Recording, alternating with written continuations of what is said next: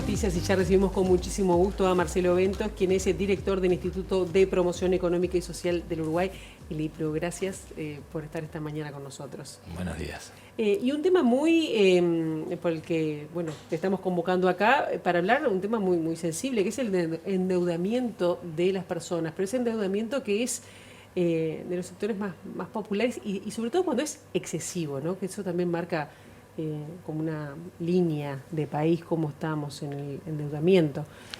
¿Cuáles son los principales datos que surgen del informe de trabajo que ustedes hicieron para presentar cómo es la situación de Uruguay?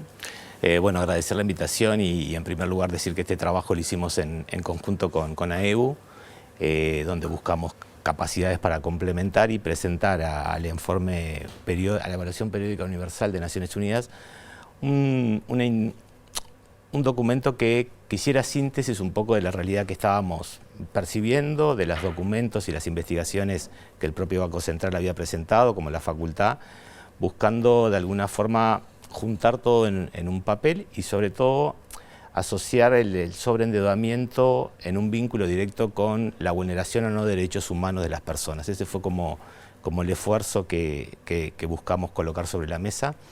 Y bueno, la realidad es bastante compleja, no es una realidad ajena a lo que pasa en el resto de América. Básicamente hay 1.900.000 personas que hacen uso del sistema de crédito formal. De ese 1.900.000, según datos del Banco Central, de una investigación que realizó en mayo del 23, el 35%, es decir, más o menos 700.000 personas son deudores irrecuperables.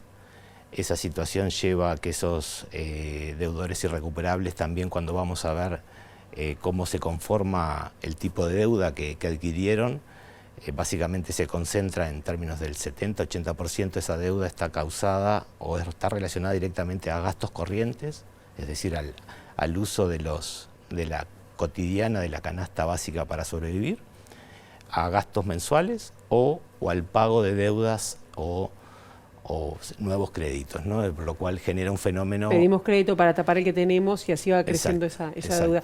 Y cuando existe deudores irrecuperables, ¿qué podemos decir con respecto a eso? Es decir, que nunca van a poder pagar, que no van a poder, si mejoran de trabajo, no van a poder pagar. ¿Cómo describirías esa situación que viven, dijiste, 700.000? 700.000 uruguayos, sí.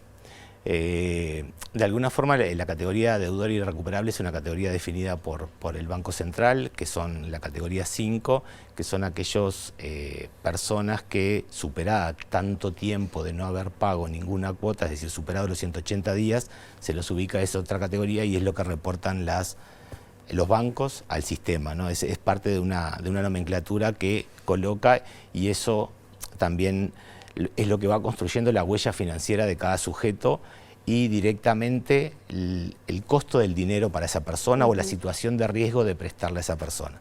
Eso genera que aquellas personas definidas como irrecuperables, claramente es muy difícil que el sistema formal de crédito le vuelva a otorgar un crédito, por lo cual tiene igual que seguir tomando crédito para poder seguir cubriendo los gastos mensuales, por lo cual empiezan a surgir o a promoverse mercados ilegales o informales para que eso suceda.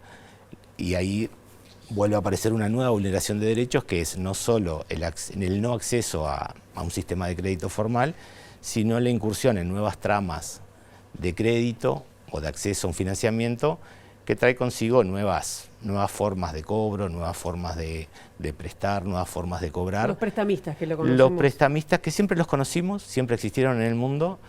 Los nuevos fenómenos de prestamistas que hoy tenemos ya son estructuras organizativas, ya tienen otros componentes y otras prácticas que también, como cualquier negocio, avanzan también en las formas de sus prácticas, ¿no? Quiere decir que hay amenazas y otro tipo de cuestiones. Usan las distintas herramientas que requieran para hacerse del capital que prestaron. Te quería preguntar, ¿cuáles son los montos, capaz que no de estas 700.000, que me gustaría saberlo, pero digo, en general, el monto por el que se endeuda una persona, que me imagino que debe ser variable, pero son montos grandes? Bueno, capaz que ahí la situación de los montos, la media de montos de crédito promedio no la sabemos. Lo que sí sabemos que es un fenómeno que a nivel de cantidad de personas, son muchas personas las que están afectadas por esta temática, pero a nivel de impacto en el sistema financiero es insignificante. Es decir, no hemos tenido, como en otros países, vinculados a temas de endeudamiento, crisis bancarias o crisis de falta de recupero de carteras, ¿no? Es decir, acá no está en la agenda crisis de ningún banco, de ninguna otorgante de crédito que se ha fundido. ¿Y eso porque no sean importantes los montos o porque están afuera del sistema? Yo lo asocio más a que no son significativos los montos o ya recuperaron el capital que prestaron en su momento, que eso tiene que ver con las tasas, y también porque de alguna forma el negocio, el plan de negocio desarrollado operó hasta que era sostenible el negocio y hoy hay una retirada de esas formas de prestar. Claro, y hablando de formas de prestar, uno tenía identificado antes, ¿no?, los clásicos bancos, los bancos, ¿no?, las entidades bancarias, después las entidades de préstamos, ¿no? No quiero mencionar algún nombre, pero digo, siempre son muy activos además en la oferta de créditos. ¿Esos cómo se asimila? Es decir, son parte del problema al ofrecer créditos fáciles a las personas. ¿Hay una regulación? Sí, en realidad hay, la ley de usura, la 12.221 creo que es, en realidad regula un poco las tasas promedio, tanto para las pequeñas empresas como para el consumo.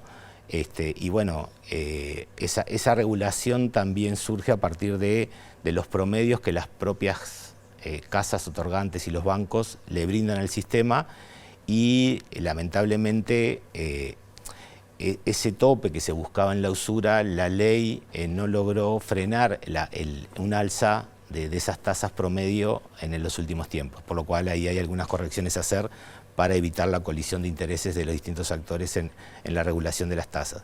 Pero, ¿las tasas promedio están ubicadas en cuánto? Las tasas promedios eso es una información por suerte que está disponible en el Banco Central. Cuando estamos hablando para pequeñas empresas, estamos hablando menos del 40% de interés. Cuando estamos hablando del consumo, estamos hablando del 40 al 100% de interés anual. Eso dentro del campo regulado. Lo que estamos viendo en el campo no regulado o en el campo informal, que las tasas alcanzan el 15.000% de interés anual. Es decir, pido 100 pesos y tengo que devolver. Y bueno, hay que hacer la cuenta. En realidad estamos hablando de 15.000 en un sistema de cobro, que es lo que se denomina al goteo o cuenta a cuenta, que de alguna forma al ser un pago diario, eso también invisibiliza el costo de la tasa.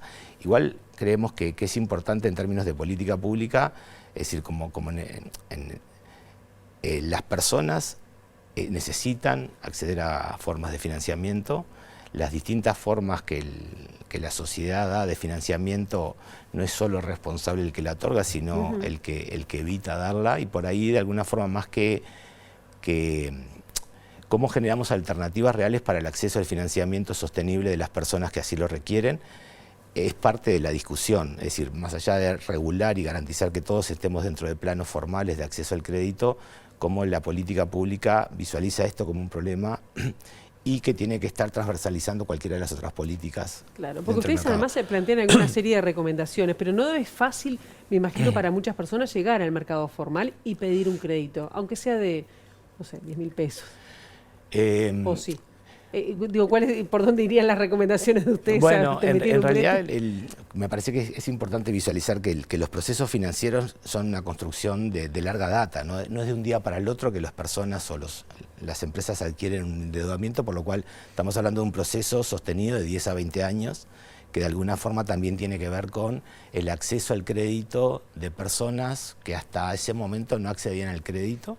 Es decir, hasta hace poco tiempo en la historia accedíamos al crédito a aquellos que estábamos en una relación de trabajo formal o que teníamos algún patrimonio que podíamos hipotecar. En una época, hace 20 años más o menos, empiezan a acceder al crédito un montón de sujetos en este mundo que invita a consumir a todos, y el crédito era parte de esa invitación a consumir. Y ese fenómeno, de alguna forma, también delinea sujetos de crédito que quizás no tenían esa capacidad de afrontar esos niveles de endeudamiento, y eso en un proceso un poquito más largo va generando esta situación.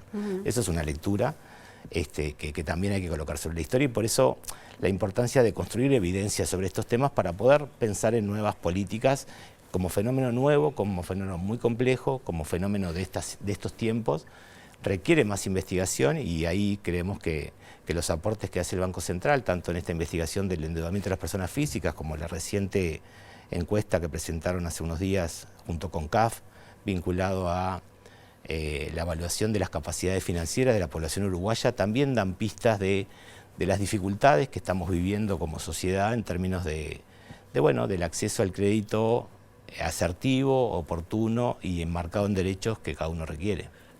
Marcelo, te pregunto, porque uno piensa que puede llegar a afectar, o a qué tipo de sectores puede afectar el endeudamiento excesivo, pero podemos decir que afecta mayoritariamente este problema a las clases más populares. Afecta más a gente en Montevideo o el área metropolitana que el resto del país. ¿Hay una distribución geográfica que ustedes han podido detectar y a qué clases sociales o personas? Claramente los quintiles más bajos son los que requieren, por falta de ingresos, que es la primera causa de endeudamiento, es no contar con los ingresos necesarios todos los meses para cubrir los derechos básicos, por lo cual los quintiles más bajos son los que mayormente están endeudados. Y son los que se endeudan a mayor tasa, es decir, son los que pagan más cara el costo del dinero, a diferencia de todos los otros quintiles, y también de alguna forma reconocer que las deudas que tiene cada clase social también son distintas clases de deudas. Algunos se endeudan para comer todos los meses y otros se endeudan para irse de viaje. Claro. Por lo cual habla también de una caracterización distinta de los costos de esas platas. Ya tenemos que ir cerrando, pero quería un comentario tuyo respecto a el corte de género que tienen las deudas, ¿no? De cómo pesan las mujeres. No sé si puedes hacerlo en 30 segundos, pero digo, ¿afecta distinto a las mujeres o qué pasa con ellas? De alguna forma lo que visualizamos tanto en algunos estudios previos que hay en la región como otros que estamos realizando es que de alguna forma la mujer es la que recae sobre la mujer la gestión muchas veces de las finanzas en el hogar. Esa gestión de las finanzas también implica la gestión de los créditos, de las deudas, de los pagos, y también es la que implica muchas veces, o hay evidencia empírica demostrada, que es la que termina tramitando situaciones de estrés, de presión, tanto por los cobradores, los recuperadores de cartera, como por la tensión que se instala en el hogar a la hora de contar con los recursos para cubrir las necesidades de todos los miembros del hogar. Por eso la mujer sí tiene un lugar particular, es un lugar también donde recae muchas de las responsabilidades sobre este tema de las deudas. Marcelo Ventos, muchísimas gracias. Queda mucha tela por cortar, pero bueno, seguiremos abordando la temática. Gracias. Muchas gracias a ustedes.